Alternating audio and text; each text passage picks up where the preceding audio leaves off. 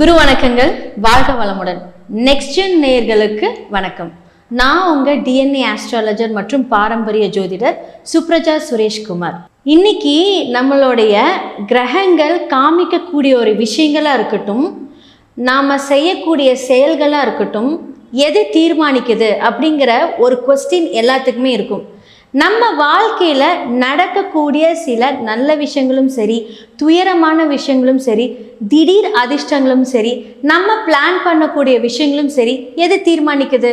இந்த பிரபஞ்சத்தில் நம்ம காமிக்கக்கூடிய நம்ம லக்னத்தில் சுய ஜாதகத்தில் இருக்கக்கூடிய கிரகங்களும் அதனுடைய நட்சத்திரங்களும் தான் முடிவு செய்யுது. ஸோ இன்னைக்கு உங்களுக்காக நான் என்ன மாதிரியான காரியங்களை குறித்து நான் இப்போ பேச போகிறேன் அப்படின்னா, தை மாத பலன்கள். ஒவ்வொரு மாதமும் ஒவ்வொரு கிரகங்கள் அந்தந்த பாவகத்துக்கு மாற்றப்படும். ஸோ மாறினதுக்கு அப்புறமா அதனோட பார்வைகளாக இருக்கட்டும், அந்த கிரகங்கள் எந்த இடத்துல இருந்து நம்மளைய ஆட்டி படைக்குதா, இல்லை நம்மளுடைய செயல்களுக்கு அது ரொம்ப ஃபேவராக இருக்கா, இல்லை நம்ம நினச்ச காரியங்களுக்கு தடையாக இருக்கா அப்படிங்கிறத கண்டிப்பாக ஒரு சூட்சும முறையோட நம்ம அதை கண்டிப்பாக பார்க்கணும். அது எப்படி பார்க்கறது? நம்மளோட சுய ஜாதகத்தை நீங்கள் வெரிஃபை பண்ணணும். ஸோ கோச்சார பலன்கள் எந்த பார்வையிலையோ எந்த பாவகத்திலேயோ இருக்குதோ அது நம்மளுடைய லக்னத்தில் இருந்து அதை நம்ம கிளாரிஃபை பண்ணிக்கணும். கிளாரிஃபை பண்ணுறதோட மட்டும் இல்லாமல் அதுக்கான சிறந்த வழிபாடுகளையும் சிறந்த பரிகாரங்களும். ஸோ பரிகாரங்கள் அப்படின்னு சொல்ல போனால் வாழ்வியல் பரிகாரமாகவும் இருக்கட்டும், இல்லை நீங்கள் கோவில் பரிகாரங்களாக இருக்கட்டும், அந்த சுய ஜாதகத்தில் பார்த்து அதை நம்ம கரெக்டாக கொண்டுட்டு போகும்போது நம்மளுடைய செயல்பாடுகள் அதனுடைய சார்ந்த விஷயங்களில் நம்ம 100% சக்ஸஸ் பண்ணலாம். ஸோ இன்னைக்கு தை மாத பலன்களாக மேஷ ராசியிலிருந்து மீன ராசி வரைக்கும் உண்டான பலன்களை பார்க்கலாம். ஸோ இன்றைக்கி நம்ம தை மாத பலன்களை கடக ராசி மற்றும் லக்னத்தை பற்றி தான் நம்ம பார்க்க போகிறோம். ஸோ நம்ம எடுக்கக்கூடிய எல்லா டெசிஷன்ஸும் பிரச்சனையில் போகுது. ஏன்னா அஷ்டம சனி விலகினாலும் 12 போய் குரு மறைஞ்சிருச்சு, வக்கரமும் ஆயிடுச்சு. அப்போது அப்படிங்கிற பட்சத்தில் நம்ம என்ன செயல்கள் யோசித்தாலுமே ப்ராப்ளமில் போய் முடியும். அது மட்டும் இல்லாமல் 8 போய் ராகு, பாவிகள் 8ஆம் இடத்துல மறையிறது நல்லதுன்னு சொன்னாலும் ராகு அப்படிங்கிறது பார்த்திங்கன்னா பிரச்சனைக்குரிய ஒரு கிரகம். அப்போது 8ஆம் இடத்துல மறையும் போது உங்களுக்கே தெரியும். ஸோ எவ்வளோ பெரிய நம்ம ஆட்சியில் இருந்தாலும் சரி, நம்ம ஆட்சியை பிடிக்கிறதா இருந்தாலும் சரி, நம்மளை தேடி பிரச்சனை வரும். 8ஆம் இடம் அப்படிங்கிறது அஷ்டம், கஷ்டம், நஷ்டம், இது எல்லாமே 8ஆம் இடம். அப்போது பெண்களுக்கு மாங்கல்ய ஸ்தானமும் 8ஆம் இடம். ஸோ அந்த இடத்துல போய் ராகு அந்த இடத்துல போய் ப்ராப்ளமை பெருசு பண்ணிக்கிட்டே இருந்தார் அப்படின்னா ஒன்றுமே புரியாது, என்ன சொல்யூஷன்னே தெரியாது. நொந்து நூடுல்ஸ் ஆகி நம்ம என்ன டெசிஷன் எடுத்தாலுமே இவ்வளோ பிரச்சனையில் இருக்குது, நம்ம என்ன தாண்டா பண்ணலாம் அப்படின்ட்டு இந்த கடகராசினியர்களெல்லாம் பார்த்திங்கன்னா இப்போ உட்காந்து முழிச்சிட்டு இருப்பீங்க. உங்கள் எல்லாத்துக்குமே இந்த ஜூனுக்கு அப்புறம் ரொம்ப நல்லா இருக்க போகுது. ஆனால் ஜூனுக்கு முன்னாடி ஜூனுக்கு பின்னாடி அப்படி வச்சுக்கோங்க. அப்போ ஜூனுக்கு முன்னாடி நீங்கள் என்ன பண்ணணும்னா கம்முன்னு இருக்கணும், எந்த ஒரு இன்வெஸ்ட்மெண்ட் சுத்தமாக பண்ணக்கூடாது.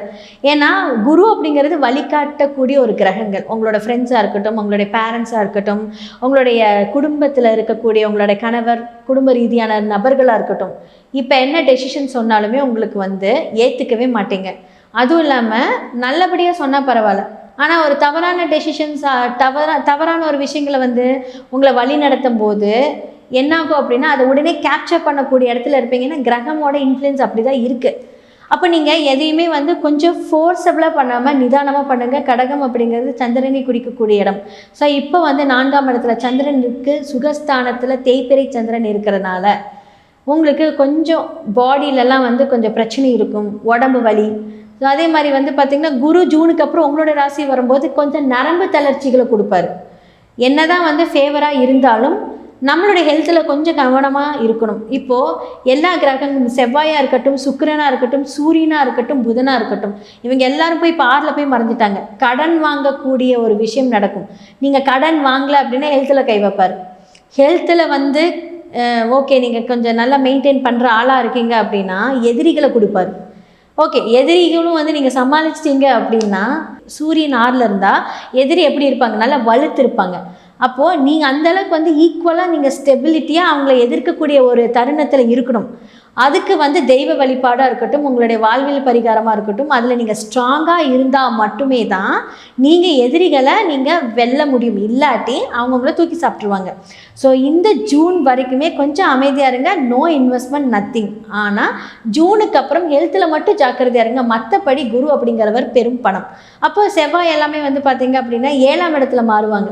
அப்போது ஒவ்வொரு கிரகங்களோட மாற்றங்களுக்கு அப்புறமாவே வந்து பார்த்திங்கன்னா 2 குறிவர் 7ல் மாறும்போது கணவன் மூலியமாக ஒரு நல்ல விஷயங்கள் அது எல்லாமே நடக்கும். ஸோ கூட பிறந்தவங்க மூலிமா நல்ல விஷயங்கள் இது எல்லாமே மாறப்போகுது ஜூனுக்கு அப்புறமா. நீங்கள் என்ன பண்ணணும் அப்படின்னா, இதுலேருந்து தப்பிக்கிறதுக்கு நோயாளிகளுக்கு மருந்து, இல்லாட்டி ஒரு சுகர் பேஷண்ட்ஸ் எல்லாம் இருந்தாங்க அப்படின்னா 1 மாதத்துக்கு அந்த சுகர் டேப்லெட் வாங்கி கொடுக்கறது, இது எல்லாமே நீங்கள் கொஞ்சம் பண்ணிங்க அப்படின்னா, சனி அப்படிங்கிறது வந்து பார்த்தீங்க அப்படின்னா இப்போ உங்களுக்கு போர்வை தானங்கள், இவங்களுக்கெல்லாம் நீங்கள் நோயாளிகளுக்கு போர்வை தானங்கள், மருந்து, மாத்திரை, இந்த மாதிரியான வாழ்வியல் பரிகாரம் நீங்கள் செஞ்சுட்டு வர வர வர உங்களுடைய எதிரிகள் எல்லாம் உங்களுக்கு வரவே மாட்டாங்க. தன்னை போல் அப்படியே வந்து எல்லா பிரச்சனைகளையும் சார்ட் அவுட் ஆகும். கண்டிப்பாக இந்த பரிகாரங்கள் நீங்கள் பண்ணுங்கள்.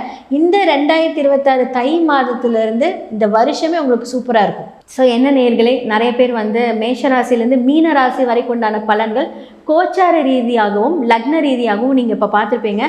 நிறைய பேருக்கு வந்து கன்ஃபியூஷன்ஸ் எல்லாம் இப்போ கொஞ்சம் கிளாரிஃபை ஆகிருக்கும். பட் இருந்தாலும் உங்களுடைய சுய ஜாதகம் மட்டுமே பேசப்படும். ஸோ பொது பலன்களை வச்சு பார்த்தீங்க அப்படின்னா நீங்கள் வந்து என்னென்ன மாதிரி விஷயங்கள் நடக்குது அப்படிங்கிறத தெரிஞ்சுக்கலாம்.